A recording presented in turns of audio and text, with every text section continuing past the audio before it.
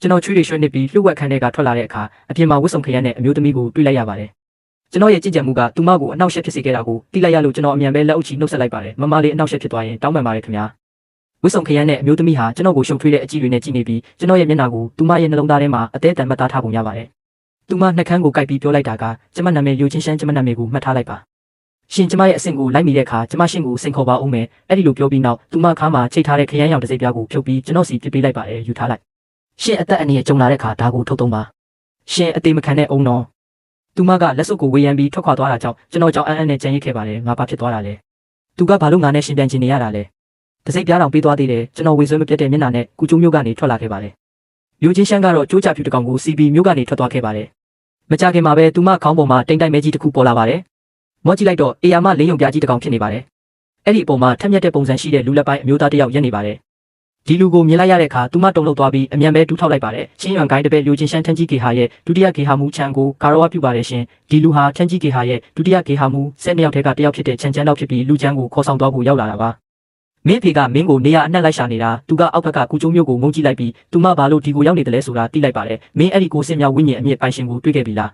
းဘလို့နေလဲသူကျမကိုအနိုင်ကျင့်တဲ့ချန်ချန်တော့အံ့အားတင်သွားပါတယ်သူသိထားတဲ့လူချင်းရှမ်းဟာဘသူ့ကိုမှအရှုံးမပေးတတ်တဲ့သူပါအခုတော့သူမကမခံမရနိုင်ဖြစ်ပြီးမိုးတောင်မူနေပါပြီစက်ကြောင်းကိုနားထောင်ပြီးနောက်မှာတော့ချန်ချန်တော့မရနိုင်တော့ပါဘူးမဖြစ်နိုင်တာတာမန်ဝိညာဉ်ရေကန်ထဲမှာတနာရီတွင်းမှာတင်သူကအဆင့်၄အထွတ်ထိပ်ကနေအဆင့်9ကိုဖောက်ထွက်သွားတယ်ဟုတ်လားငါက80မြောက်ဝိညာဉ်အမြင့်ပိုင်ရှင်ဖြစ်တာတော့ငါရဲ့ကြင်ကြံမှုနှုန်းကမင်းပြောသလိုအမြန်နှုန်းရဲ့တဝက်တောင်မရှိဘူးချန်ချန်တော့ရဲ့အံ့ဩနေတဲ့ပုံစံကိုမြင်လိုက်ရတော့လူချင်းရှမ်းစိတ်သက်သာရသွားပါတယ်80မြောက်ဝိညာဉ်အမြင့်ပိုင်ရှင်တော့အထိနာသွားပြီလေဒုတိယဂေဟာမူချန်ရှင်ကိုယ်တိုင်တွားကြည့်လိုက်ပါလားဘာပဲဖြစ်ဖြစ်ကျမသူ့ကိုချင်းရွံတစ်စိပ်ပြပေးခဲ့တယ်သူ့ကိုရှာရတာလွယ်မှာပါကျမသွားတော့မယ်သူမကပျော်ရွှင်စွာတချင်းချင်းရင်ကျူးကြဖြူနဲ့ထွက်ခွာသွားပါတယ်ချန်ချန်တောက်ကတော့တယောက်တည်းရေရွတ်နေမိပါတယ်90မြောက်နဲ့80မြောက်ကြားကကွာခြားချက်ကတကယ်ပဲဒီလောက်ထိကြီးမားတာလားငါတော့မယုံဘူးကျွန်တော်အိမ်ပြန်ရောက်တဲ့အခါအိတ်တစ်ခုလုံးရှုပ်ပွားနေတာကိုတွေ့ရပါတယ်အစိခံတွေကပန်းချင်းတွေအလူအရက်ပြင်ဆင်ပြီးစပွဲကလထိုင်တွေကိုတုတ်တင်နေကြတယ်ကျန်းကျန်ရကိုယ်တိုင်တောင်ပါဝင်လောက်ကင်နေတာပဲဘာဖြစ်တာလဲခုနတင်မျိုးစားမင်းကလူလုတ်ပြီးအမြန်ဆုံးအကြောင်းကြားလာတာချန်ကြီးကော်ကလူကြီးမင်းရောက်လာပြီးတဲ့90မြောက်ဝိညာဉ်အမြင့်ပိုင်ရှင်ကိုခေါ်ဆောင်သွားမယ်ချန်ကြီးကော်ကလူကြီးမင်းနောက်ဆုံးတော့ရောက်လာပြီပေါ့လင်းချန်အဲ့ဒီမှာဘာရက်လုပ်နေတာလဲအလုံးမြန်မြန်ပြန်လုပ်လေမင်းတာငါရဲ့အရေးကြီးတဲ့ကိစ္စကိုဖျက်ဆီးရင်မင်းကောင်းစေလို့ရှိရင်တော့အစားပြန်ရောပေးနိုင်မှာမဟုတ်ဘူးကျွန်တော်ကလက်ထဲကအဝတ်စုပ်ကိုကျန်းပြင်ပေါ်ပေါ့ပေါ့ပပပစ်ချလိုက်ပြီးစုပ်တံကိုယူကရေးလိုက်တယ်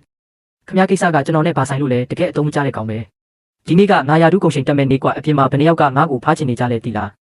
ငါကသာသူတို့ကိုအဖက်မလုပ်နိုင်တာငါကလထိုင်ကိုတုတ်ပေးဖို့အခွင့်အရေးရတာတော့မင်းကတန်ဖိုးမထားဘူးကြက်အားဒီလိုလူအနဲ့ဘာစကားပြောနေတာလဲတချို့လူတွေကတစ်သက်လုံးနှိမ့်ချနေရမှာပဲဒါတွေကကန်တရားပေါ့သတင်းကြကြချင်းရောက်လာတဲ့ချင်းချန်ရှမ်းကလက်အုပ်ချီနှုတ်ဆက်ရင်ပြုံးကတခင်လေးလူကုန်ယူပါတယ်ပြလို့ဆိုလိုက်တယ်ဒါကတော့ဂါရဝပြုတဲ့အနေနဲ့လက်ဆောင်နေငယ်ပါနောက်ကြရင်ကျွန်တော်တို့ချင်းမိသားစုကိုလည်းစောက်ရှောက်ပေးပါဦးသူ့နောက်ကတမာတဲ့လူတချို့ကအစစ်နဲ့ချီဆွမ်းရင်အပြည့်ပါတဲ့တစ်တာအများကြီးကိုထမ်းလာတဲ့အတွက်လူတိုင်းအံ့ဩတုန်လှုပ်ကုန်ကြတယ်အနည်းဆုံးငွေစင်3သိန်းလောက်တော့တန်ပါပဲလူချမ်းကတော့အားလုံးကိုမငင်းပဲလက်ခံလိုက်တယ်ချင်းမိသားစုကောင်းဆောင်ကအချိန်ကရောက်လာတာပဲ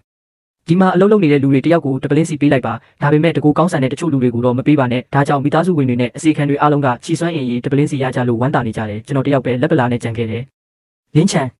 ်မင်းနောက်တရားနေပြီမလားအစစ်နဲ့ချီဆွမ်းရင်တပလင်းကိုဒီအတိုင်းလက်လွတ်လိုက်ရပြီလေကျွန်တော်ကရင်ဘက်ကိုခပ်ပေါပေါပို့လိုက်ပြီးအထဲမှာရှိတဲ့အစစ်မြင့်ချီဆွမ်းရင်တစ်ဆက်ပလင်းကြောင့်အနေမခက်စေဖို့ပြင်လိုက်တယ်ပြီးတော့စုပ်တံကိုအတားရကင်ပြီးရေးလိုက်တယ်ကျွန်တော်ဒါခမည်းနေရမှာဆိုရင်ချမ်းကြီးကော်တဲ့မဝင်ရသေးခင်ဒီလက်ဆောင်ကိုလုံးဝလက်ခံမှာမဟုတ်ဘူးကြည်စမ်းပါဦးသူကငါ့လိုဖြစ်ချင်လုံးလို့အိမ်မက်တောင်မက်နေတာပဲငါကပေးချင်လို့ပေးတာတခင်လေးလူကလည်းလက်ခံချင်လို့လက်ခံတာမင်းနဲ့ဘာဆိုင်လို့ဝင်ပါနေတာလဲကျွန်တော်ကချင်းချန်ရှမ်းကိုလှောင်ပြုံးလေးနဲ့ကြည့်လိုက်တယ်ကျွန်တော်ကချင်းမိသားစုကောင်းဆောင်တစ်ခုမှမရပဲနောက်တရသွားမှစိုးရင်လို့ပါငါက90မြောက်ဝိညာဉ်အမြင့်ပိုင်ရှင်နဲ့ပေါင်းထားတာပဲနောက်တရစရာအကြောင်းရင်းကိုရှာမတွေ့ဘူးအဲ့ဒီအချိန်မှာပဲလေပြင်းတွေတိုက်ခတ်လာပြီးအပြာရောင်လင်းယုံကြီးတစ်ကောင်ကကျမ်းမိသားစုအိမ်ပေါ်ကိုဖြည်းဖြည်းချင်းဆင်းသက်လာတယ်အလွန်အစွမ်းထက်တဲ့အရှိန်ဝါတွေထွက်ပေါ်နေတဲ့လူတစ်ယောက်ကခုန်ဆင်းလာတယ်လူကျန့်ကအသက်ရှူမသွားပြီးကျွန်တော်ကိုကြည့်ကပြောလိုက်တယ်လင်းချန်ငါလူကျန့်ရဲ့ဂုံရှိန်ဝါတောက်ပမဲ့အချိန်ရောက်ပြီးငါဘလိုမျိုးတကားတကောင်လိုအောင်မြင်ကြော်ကြားသွားမလဲဆိုတာကိုတေချာကြည့်ထားလိုက်စမ်းပါချမ်းချမ်းတောက်မြေပြင်ပေါ်ဆင်းသက်လာတာနဲ့အမျှကျန်းကျန်ရနဲ့လူကျန့်တို့ကကျမ်းမိသားစုဝင်အားလုံးကိုဥဆောင်ပြီးအပြင်ထွက်ကဒူးထောက်ကြိုဆိုကြတယ်ချမ်းကြီးကော်ကလူကြီးမင်းကြော့မြန်းလာတာကိုကြိုဆိုပါတယ်ခင်ဗျာချမ်းချမ်းတောက်ကပြုံးရင်ခေါင်းကြီးပြလိုက်တယ်ငါကထန်းကြီးကော်ရဲ့ဒုတိယခိုင်းချုပ်ချန်ချန်တောက်ပါဒုတိယခိုင်းချုပ်လားရောက်နေတဲ့လူအားလုံးအံ့ဩမြင့်တက်ကုန်ကြတယ်တာမန်တာဝန်ခံတယောက်လောက်ပဲလာမယ်လို့ထင်ထားခဲ့ကြပေမဲ့တကယ်တမ်းကျတော့ဒုတိယခိုင်းချုပ်ကိုယ်တိုင်ဖြစ်နေတာကိုထန်းကြီးကော်က90မြောက်ဝိညာဉ်မြစ်ကိုထင်ထားတာထက်ပိုပြီးတန်ဖိုးထားတာပဲမင်းတို့ထဲမှာဘသူက90မြောက်ဝိညာဉ်အမြင့်ပိုင်ရှင်လဲလူတိုင်းကလူကျန့်စီကိုပဲတပြိုင်နက်တည်းကြည့်လိုက်ကြတယ်အားကြတဲ့အကြည့်မနာလိုတဲ့အကြည့်နဲ့ဝမ်းသာတဲ့အကြည့်တွေအားလုံးကလူကျန့်စီစုပြုံသွားတဲ့အတွက်သူအရန်ကိုဂုဏ်ယူနေမိတယ်သူကလက်အုပ်ချီနှုတ်ဆက်ပြီးမျိုးဆက်တစ်လူကျန့်ကဒုတိယခိုင်းချုပ်ချန်ကိုဂါရဝပြုပါတယ်လို့ဆိုလိုက်တယ်ချန်ချန်တောက်ကအမြန်ရှိတက်လာပြီးသူ့ကိုကိုယ်တိုင်တွဲထူပေးလိုက်တယ်ကောင်းတယ် တကယ်ကိုထူးချွန်တဲ့လူငယ်လေးပဲချန်ချန်တောက်ကပြုံးပြီးလူကျန့်ရဲ့လက်ကိုစုပ်ကန်ကစိတ်မလှုပ်ရှားပါနဲ့လို့ပြောလိုက်တယ်ပြောရရင်ငါတို့ကနေခံချင်းလဲတူတယ်လို့ပြောလို့ရတယ်ငါကဘေးနာကပြီလူမျိုးကပါ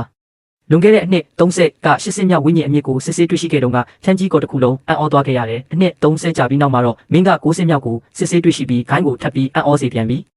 ဒါကငါတို့ရဲ့ရေဆက်ပဲချန်ချန်တောက်ကအရင်တုန်းကပြီလူမျိုးရဲ့ပါရမီရှင်80မြောက်ဝင်းကြီးအမြင့်ပိုင်ရှင်ဆိုတာကိုအားလုံးသိသွားကြတယ်သူကလူကျန့်ကိုအရင်နှီးလုပ်ပြီးဆွဲဆောင်နေတာကြောင့်လူကျန့်တာထန်းကြီးကော်ကိုရောက်သွားရင်တေချာပေါက်ဆောက်ရှောက်ခံရတော့မှာပဲချင်းချန်ရှမ်းကဝမ်းသာအားရနဲ့လက်တီးကိုကြစ်ကြစ်ပါအောင်စုပ်ပြီးငါပြောသားပဲလုတ်ခတ်တိုးတိုးရေရွတ်လိုက်တယ်